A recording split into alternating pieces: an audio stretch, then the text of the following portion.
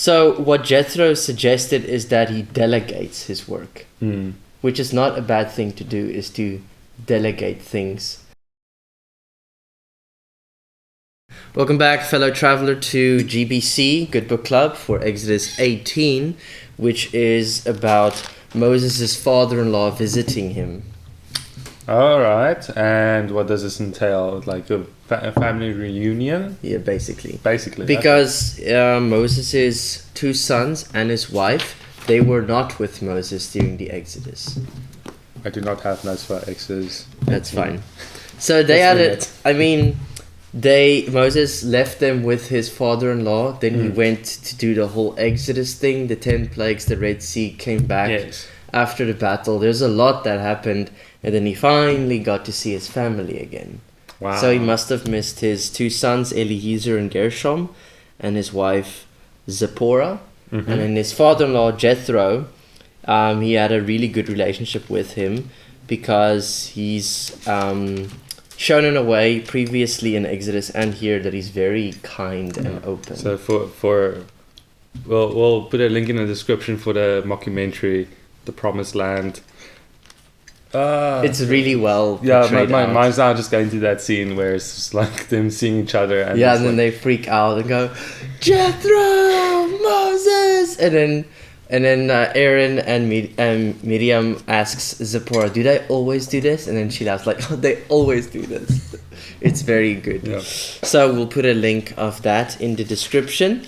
And basically what happens in this chapter is that he came there, Moses told his father-in-law everything that happened. Jethro was happy about it, and then he praised the Lord and made a sacrifice to him. And what's interesting is Jethro was a high priest of Midian. So I'm not sure if he first worshipped a false god, and then perhaps these stories convinced him to worship the Lord instead. Which might have been the case. Might be in lost scripture that still needs to be found. Who knows? But either way, God does know. God does know.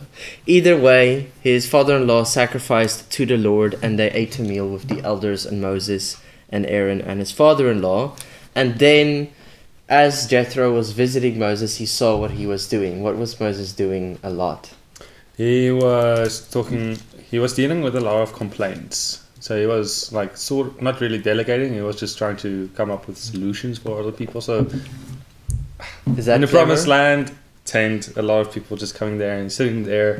And then they argue about somebody's tent is pitched too close to the other one.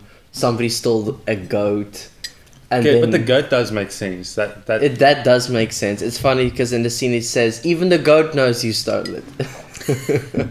and then every time Moses has finished talking, he says, I have spoken. And then the people do a little clap.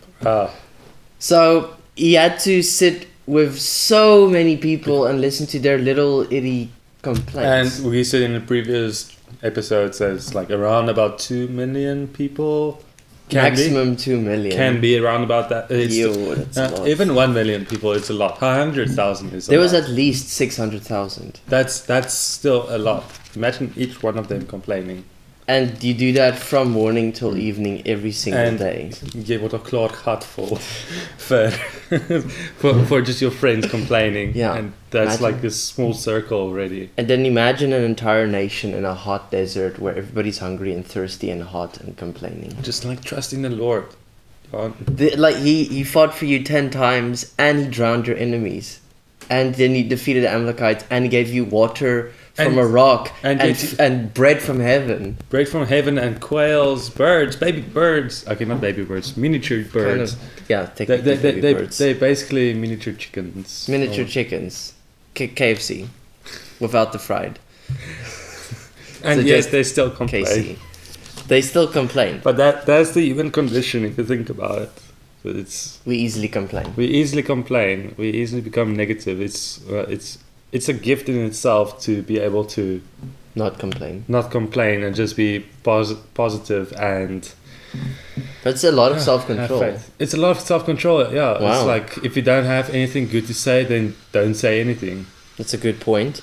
This makes me think of The Chosen, which I actually finished season 4 recently. It's really good. You should watch it. And little James in the story is portrayed to walk with a walking stick because he has physical back pain or leg pain, but he rarely complains. That's self-control. That is. There's like very little moments that he actually complains about it. There are quite a few people living today that's like a testament to that. Yeah, because they live with physical pain, but they barely complain. That's actually quite humble. Sometimes they actually have a better mood than other people. Than other people. That's and very true. It's like, how do you do that? It's just the Lord.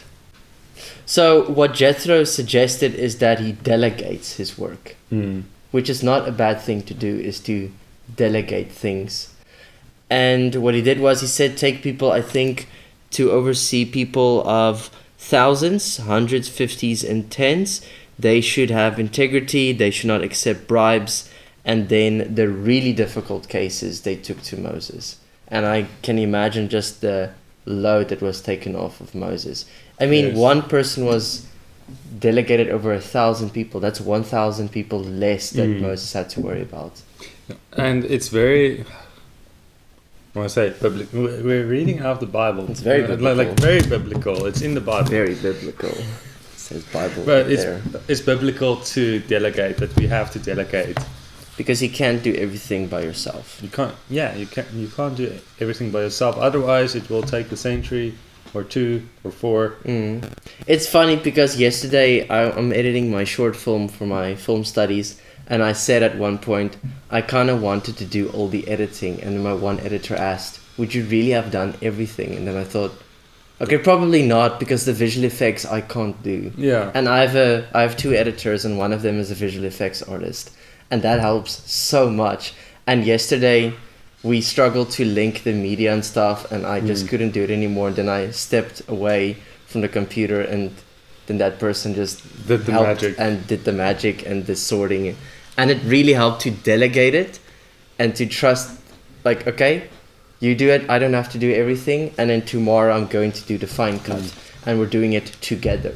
Like as we speak now, my editor is finishing the rough cut, and it's delegated to him, and then tomorrow we do the other thing, and we're delegating ADR, which is the sound for Joel, and then Liam Poyo, he will do the color grading. So that's delegating. And I'm doing the title sequence. And he's doing the title sequence. So we have like a whole team of like 5 people more or less just doing the post-production. Which is like just for half an hour movie. Literally. The movie is going to be like 35 minutes. It's a paintball movie. It's a lot of fun. But that's, for me, an example out of my own life about delegation. And even at my church, I'm the hosting captain, you could say, which is basically the person who welcomes people, like giving the teenagers high fives as they arrive. And then I forget to delegate. Like just last night, they asked me who's gonna do it for you this Sunday, and I thought, oh right, I'm supposed to do that, because I'm so focused on the sermon for Sunday that I forgot to delegate. So after this, I'm gonna just message some people and say, hey, it's a very easy thing to delegate. It's not that hard. You just welcome them, high five, and that's it. But yet we forget. So it's very applicable for me is to remember it's okay to delegate, because I by myself cannot do everything. It's okay to close those tabs on your browser. So sometimes I would by accident close the whole thing and lose all the tabs, and instead of saying restore, I'm just gonna let me just start all over, and that's so refreshing. It's not a bad idea. And then it fills up again. Because when you have too many tabs open in your mind, then there's so much going on and you don't know where the music is coming from. Where is it coming from? Have you ever? And then in the meantime, it's actually Spotify, which is a completely different app. Yeah, it's not. It's like a different window by itself. So delegating is a good thing to do. And you see it, of course, in many churches where there's the main pastor, and then he has someone just doing the youth, just doing the kids, just doing young adults, just doing worship. The pastor can be involved somehow or supervise the areas, but he doesn't have to do everything, which takes off a lot of pressure. Takes a lot. Then you can really hone in and focus on what you need to do. Exactly. And for example, I'm an ordained pastor, but I do not have counseling background, and I also don't have the skill set to counsel. So if there's someone, I delegate it to soul care or to a therapist that I know of. I delegate that someone to that who knows person. what to do. somebody who knows what they're doing. It's good to have a network. Then you can like, oh, okay, I don't know how, but this person can do it. Yeah. Delegation is biblical. That's basically chapter 18. Oh. And chapter 19 is Mount Sinai, which is a really important chapter. And on the 1st of January, The Promised Land episode 2 will release on YouTube, which is about Sinai, which I'm looking forward to that release. Very exciting. Stay tuned for that, as well as Exodus 19. See you guys then.